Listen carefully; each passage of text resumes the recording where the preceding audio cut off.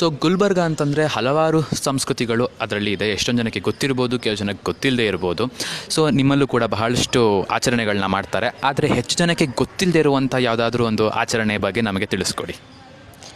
ಖರೆ ನೀವು ಅಂದಾಗೆ ನಮ್ಮ ಕಡೆ ಸಂಸ್ಕೃತಿ ಹಬ್ಬಗಳು ಇವೆಲ್ಲ ಭಾಳ ಅವರಿ. ಬಟ್ ಅಂದ್ರೆ ಒಂದು ಹಬ್ಬದ ಬಗ್ಗೆ ನಾ ಹೇಳಕ್ಕೆ ಇಷ್ಟಪಡ್ತೀನಿ. ಅದೇನಂದರೆ ಎಳ್ಳಮಸಿ ಹಬ್ಬ ಅಂತ.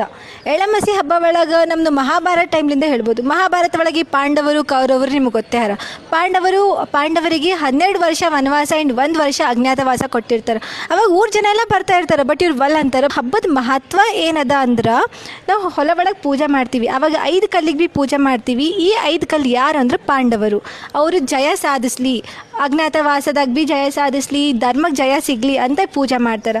ಆ್ಯಂಡ್ ಈ ಪೂಜೆ ಒಳಗೆ ಏನಂದ್ರೆ ಹೊಲಕ್ಕೆ ಪೂಜೆ ಮಾಡ್ತೀವಿ, ನಾವು ರೈತರಿಗೆ ಪೂಜೆ ಮಾಡ್ತೀವಿ. ಆ್ಯಂಡ್ ಈವನ್ ಚರಗ ಅಂತ ಚರಗ ಚಲ್ತೀವಿ. ಚರಗ ಅಂದರೆ ಏನು?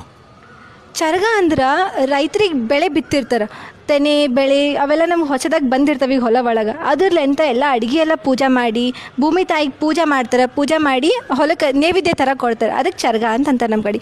ಅಂದ್ರೆ ಹೊಲಕ್ಕೆ ನಾವು ಗಿಫ್ಟ್ ಕೊಡ್ಲಾಕತ್ತೀವಿ, ಥ್ಯಾಂಕ್ ಯು ಭೂಮಿ ತಾಯಿ ನಮಗೆಲ್ಲ ಇಷ್ಟು ಕೊಟ್ಟಿದ್ದಕ್ಕೆ ಅಂತ. ಅವಾಗೆಲ್ಲ ಕುಟುಂಬದವ್ರು ಎಲ್ಲ ಸೇರ್ತೀವಿ, ಕುಟುಂಬ ಸೇರಿ ಖುಷಿಯಾಗಿ ಹಬ್ಬ ಮಾಡ್ತೀವಿ ನಾವಿದು. ಒಂದು ಫ್ಯಾಮಿಲಿಯ ಹಬ್ಬ, ಎಲ್ಲರೂ ಒಂದು ಸಮಾರಂಭಕ್ಕೆ ಸೇರಿ ಮಾಡುವಂತಹ ಹಬ್ಬ. ನಿಜವಾಗ್ಲೂ ಭಾಳ ಖುಷಿಯಾಗತ್ತೆ ಇಂಥ ಹಬ್ಬದ ಬಗ್ಗೆ ಕೇಳಿ.